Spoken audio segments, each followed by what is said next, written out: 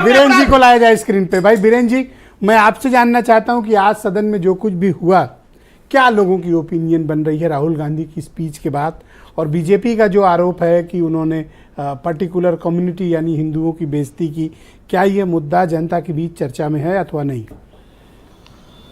देखिए, चुनाव तो खत्म हो गया है। जो मंचों से आरोप लगते थे, अब इस बार वो पहली दिन से ही संसद में शुरू हो गए हैं। नई संसद है, लेकिन कोई दिन ऐसा नहीं गुजरा है जब से शपथ ग्रहण हुआ वहाँ भी टोका टोकी, एक दूसरे को तमाम आईने दिखाए गए। और आज राष्ट्रपति के अभिभाषण के बाद, जब हंगामे के बाद शुरू हुई संसद, तो आज फिर वही हुआ। राहुल गांधी नेता विपक्ष हैं, वो 2 बार पहले सांसद रहे, तो स्वाभाविक है कि अब वो पिछली बार की तरह मजबूत विपक्ष के साथ आए हैं। पहले कमज़ोर स्थितियां थी तो वो ज़्यादा आक्रामक हो गए हैं।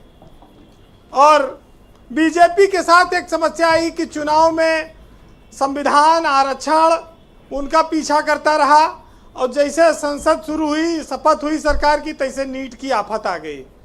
अब आज राहुल गांधी ने हिंदू मुसलमान बंटवारा और सामाजिक भाईचारे, तमाम सारे मुद्दे उठाकर बीजेपी को घेरा।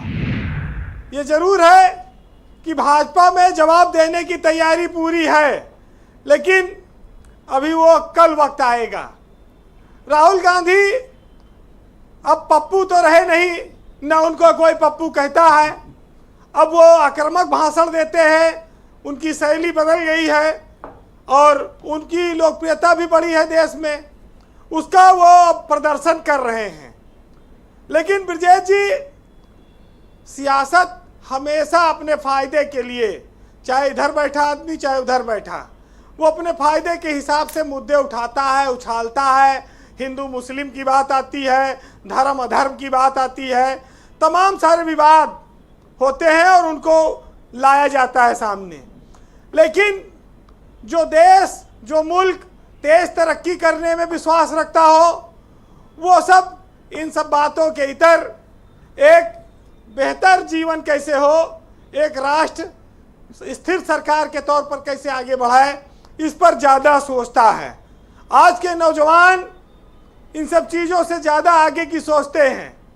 आज एक महत्वपूर्ण दिन है, इसलिए 2 चीज़ों की वजह से देश में एक नया कानून लागू हुआ है।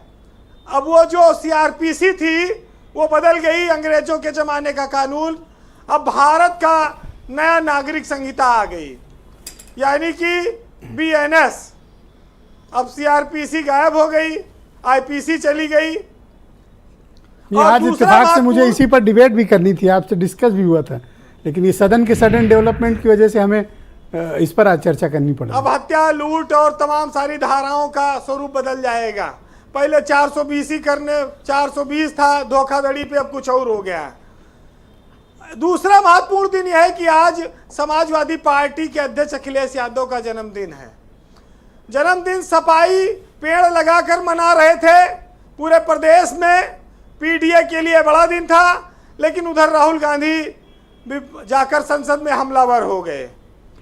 तो दिन भर तो दूसरी ओर बीता विपक्ष का, और आज शाम को दूसरी स्थिति आ गई। ब्रजेश जी, दुनिया से अगर कदम ताल चल करना है तो ये जात पात, हिंदू मुसलमान और ये मंदिर मस्जिद, इससे आगे भी सोचना होगा, बढ़ना होगा। राहुल गांधी को एक मौका मिला है, ये संसद भी नई है, स्पीकर भी आए हैं, दूसरी बार आए हैं, लेकिन नया मामला है। और पिछली बार जो नहीं कह पाए थे, अब की बार कह लो, तो ये भी एक तरह से जो है संयोग सब बना हुआ है। वैसे उन्होंने एक बात कही कि राजनीतिक रूप से विरोधियों के जो बदले लिए गए, भावना से काम हुआ, उसमें ईडी ने भी मुझसे पूछताछ की, उसकी पीड़ा उनको झलकी आज उन्होंने बताई। लेकिन एक और हैरत की बात आप देखेंगे, संसद में इतना हल्ला हंगामा होता है, लेकिन राहुल गांधी के जो पुराने दोस्त रहे, कांग्रेस छोड़कर आए हैं, वो सब एक संसद में उनके खिलाफ नहीं खड़े होते, चाहे सिंधिया हो, चाहे आरपीएन हो, चाहे जितिन प्रसाद हो। ये तो आप है ना, ये तो झंझट कराना चाहिए। ये सब एको नहीं बोलते हैं बीजेपी की तरफ से। ये दुबे जी आज क्या, आज कह रहे हैं बैटिंग नहीं करेंगे आज।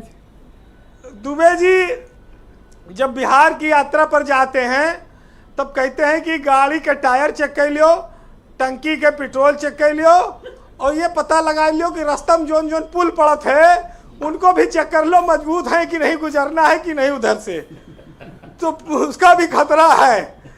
तो आजकल तो दुबे जी की पार्टी राष्ट्रीय है, दोनों जगह इनकी सरकार है, थाना तहसील में इनकी चल रही है, तो स्वाभाविक है कि भाई अब इस समय उनका माहौल इतना अच्छा क्लेम है। तो समीर सिंह बेचारे नहीं कर पाते रहे जितना क्लेम आप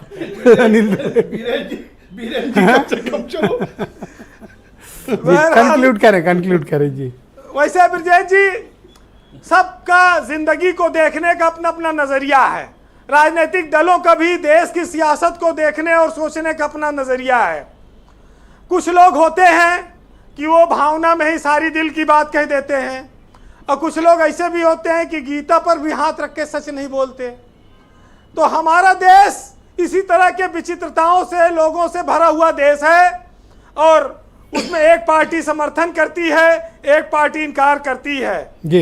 लेकिन एक साहित्यकार ने लिखा है कि हमें भी ये देखना है कि रहेगी लहजे में धार कब तक, और तुम्हारे लफ्जों की कैंचियों से परिंदे होंगे शिकार कब तक।